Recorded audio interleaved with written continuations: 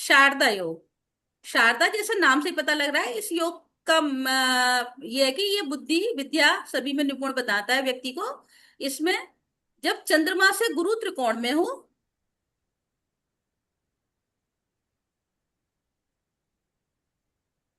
बुध से मंगल त्रिकोण में हो, बुध है उससे मंगल त्रिकोण में बैठा हो। त्रिकोण का मैंने संबंध बताया है कैसा होता है ग्रहों ग्रहों का। अपने से 1 5 9 में बैठे होते हैं वो ग्रह, त्रिकोण का संबंध बनाते हैं, ठीक है। त्रिकोण में हो, वह बुध से 11वें में गुरु हो। चंद्रमा से त्रिकोण में हो, गुरु से 11वें में दिख रहा हो, बुध से। उससे ज्यादा में क्या हो? 11वें में गुरु गुरु, हो। शारदा योग बनता है।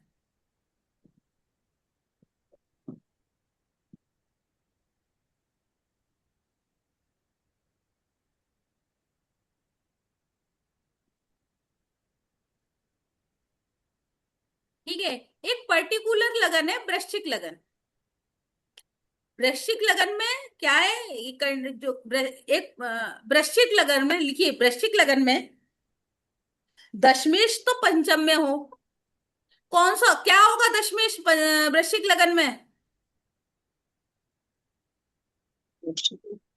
उसे काटने में। 5 सिंह पूरे। सूर्य, हाँ। ठीक है। बुध केंद्र में, वृश्चिक लगन में, वृश्चिक लगन में दशमेश पंचम। दशमेश पंचम में, हम्म। बुध हम्म। केंद्र में,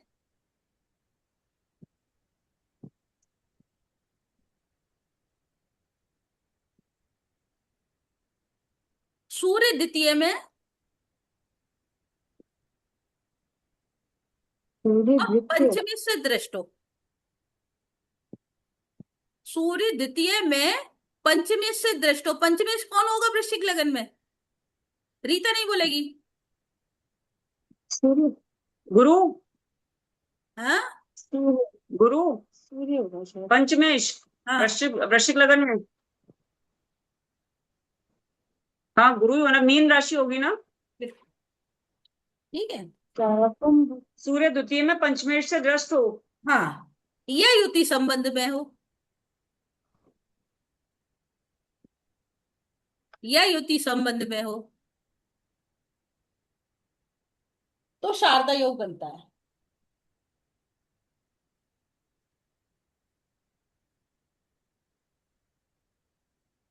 इस योग में जो उत्पन्न होगा जातक, उसमें क्या क्या क्वालिटी होंगी लिख लो। इस योग में उत्पन्न जातक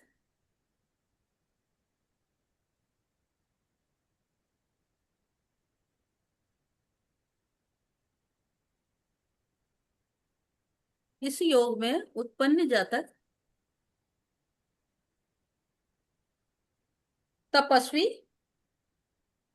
तपस्वी,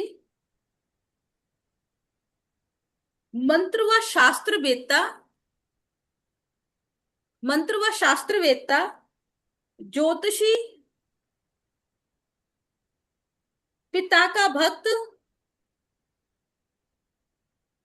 कवि, लेखक,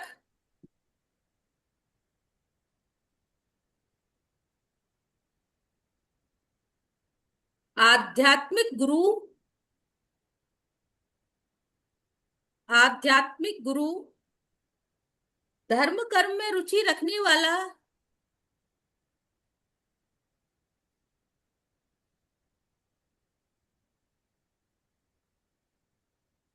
पंडितों से आदर पाने वाला। पंडित शब्द का मतलब जाति से नहीं है, पंडित मतलब विद्वान, जो जान मतलब नॉलेजेबल जो इंसान होते हैं उनको पंडित बोलते हैं ना। तो यहाँ पंडित सिर्फ जाति से मतलब नहीं है, मतलब विद्वानों में आदर पाने वाला।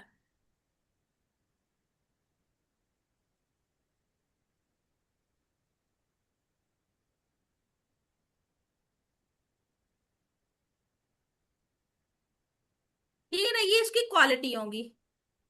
किसी की में दिखे तो जरूर लाना कुंडली एग्जाम्पल, ठीक है। और देखो इस कुंडली, इस योग की ये महानता है कि माँ शारदा जिंदगी भर उसकी किसी ना किसी रूप में हेल्प करती रहती है, यानी उस जातक को कुछ ना कुछ सिखाने सीखने के लिए प्रेरित करती रहती है। इस योग की महानता से माँ शारदा किसी ना किसी माध्यम से व्यक्ति को सिखाती रहती है।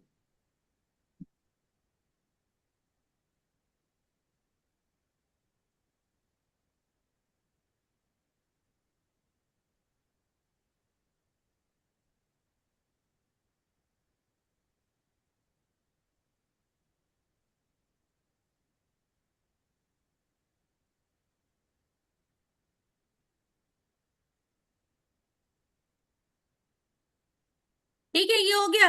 काहल योग रीता 3 4 करवाए थे, सारे भेज दिए कि सिर्फ एक भेजा है? काहल योग एक ही आया है।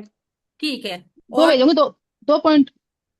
अच्छा, नहीं ठीक है, चलो एक, तो दो अभी पॉइंट भेजोगे। नहीं, आप। एक भेजना है। दशमेश दशमेश एक दूसरे से केंद्र में हो और लग्नेश बली हो तो काहल योग बनता है, बस यही तो भेजा था।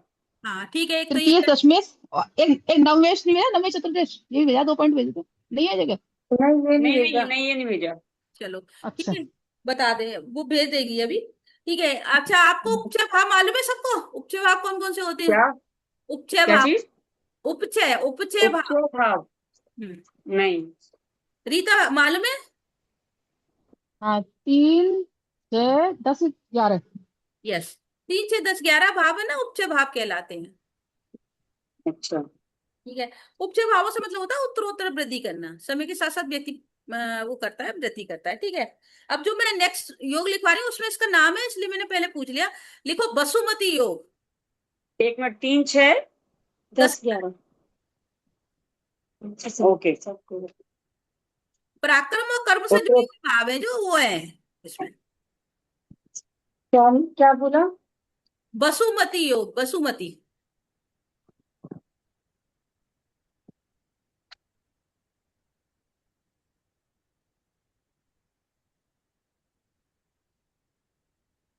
लग्न से नहीं। उच्च भाव में अगर गुरु होता है, यानी 3 6 10 11 में, तो बसुमती योग बनता है।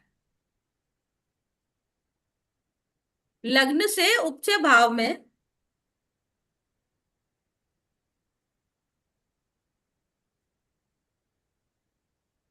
3 6 10 11। हाँ।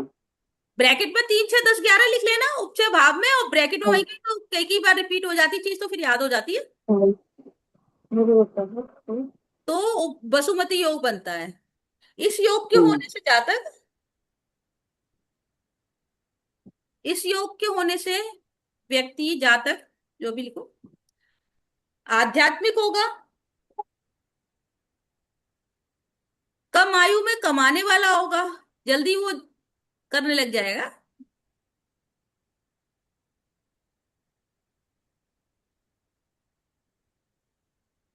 हम्म, कम आयु में कमाने वाला, वह मेहनत से उच्च स्तर पर पहुंचने वाला, अपने दम पर, या कहते हैं वह उच्च स्तर पर पहुंचने वाला होगा।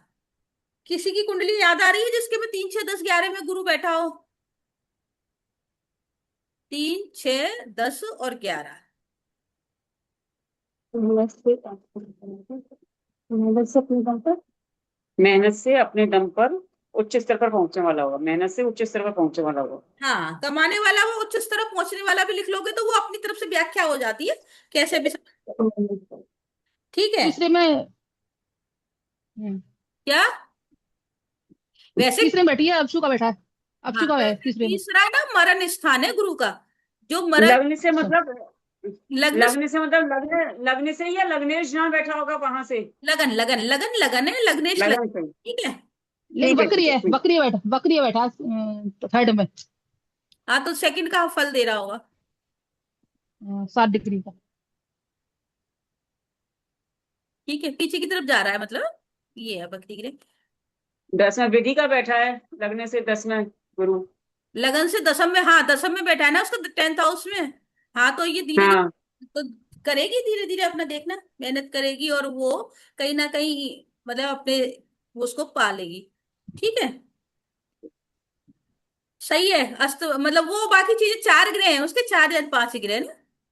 और 4 बैठे ना, सूर्य बुध गुरु और राहु। ये भी एक योग होता है। अगर 10th हाउस में 3 से ज्यादा ग्रह हो तो प्रवज्या योग बोलते हैं इसको, लिख लो प्रवज्या। प्रवज्या, प्रवज्या योग। प्रवज्य दशम में। योग। मेनली दशम में, हाँ बाकी तीन। किसी भाव में भी होती है ना जहां से ज्यादा। तो उसमें इतना आदमी की मतलब जैसे होता है ना, सारे ग्रह अपना जोर लगाते हैं, ग्रह युद्ध भी चलता है उसमें, तो आदमी सब चीज से विरक्त हो जाता है। अच्छा, तो क्या लिखे हम इसमें? दशम भाव में यदि चार चार ग्रह हो या तीन तीन से से ज्यादा ग्रह हो? तीन से अधिक ग्रह हों, चार पांच छह। एक कभी कभी टाइम ऐसा होता है ना, एक साथ सारे ग्रह इकट्ठे हो गए। 25 हाँ। हुए थे ना कुंभ राशि में शायद। तो प्रवज्ञा योग कहलाता है। इसमें क्या होता है, व्यक्ति सब कुछ होते हुए भी सबसे विरक्त होता है।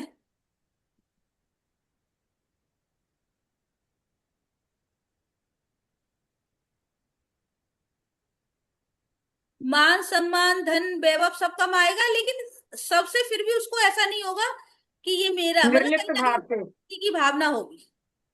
निर्लिप्त भाव से रहेगा, मतलब निर्लिप्त बिना भाव। आसक्ति के। ठीक है ना, इस तरह का ये योग है। प्रवज्ञा योग को हम बहुत से लोग संन्यास योग कह देते हैं एकदम से। लेकिन ये नहीं है कि घर से हाँ। संन्यास ले लेगा इसको। प्रवज्ञा इजी को संन्यास योग ही है। लेकिन आप इसको कह सकते हैं कि ऐसा व्यक्ति सबसे विरक्त होकर रहता है। ठीक है, प्रवज्ञा योग हो गया। हम्म। ठीक। भारतीय योग। भारतीय योग, भारती नहीं कराया ना? हाँ, नहीं कराया। अच्छा, भेजा तो तूने रीता, सरस्वती भी नहीं है ना, लेकिन तुम डिस्कस कर रहे थे उस दिन। सरस्वती योग है बीच है, बीच ठीक है। है, ठीक।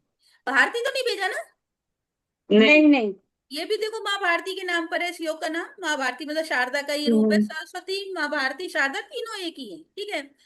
तीनों कला के आध्यात्मिकता के क्षेत्र में वो देते हैं। नहीं, ये लिखो मत, अब मैं योग बता रही हूँ तभी लिखवाऊंगी। ठीक है, लिखो। द्वितीयेश, द्वितीयेश, प्रत्येश। द्वितीयेश, दो। द्वितीयेश माने द्वितीय द्वितीय भाव का स्वामी।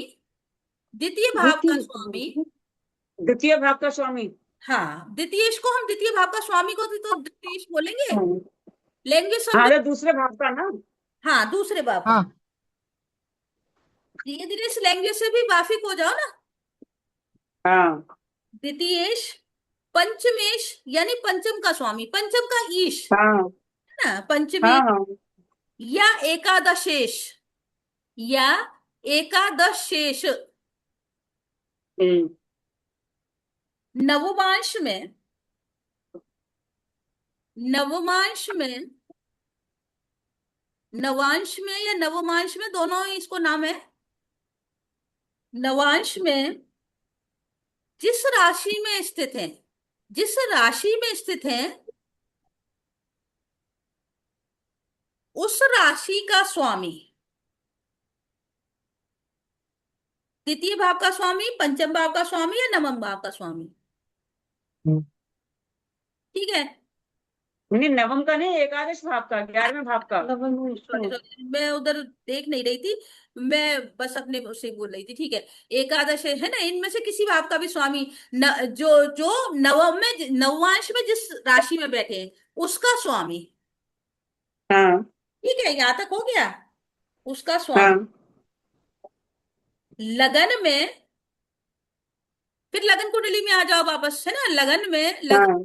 लगन से मतलब यही है, नवमेश के साथ, नवमेश के साथ, नवम भाव के स्वामी के साथ, यानी कि नवमेश के साथ नवांश हम्म। नवमेश में कंफ्यूज मत हो जाना। हाँ। ठीक है ना। नवमेश के साथ उच्च राशि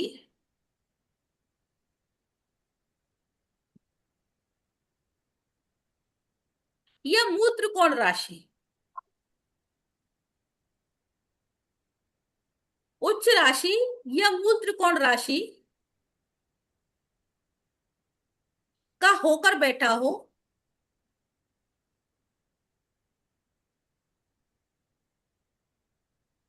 तो भारतीय योग एक बन, सेकंड। हाँ, तो भारतीय योग बनता है। ये बात कर।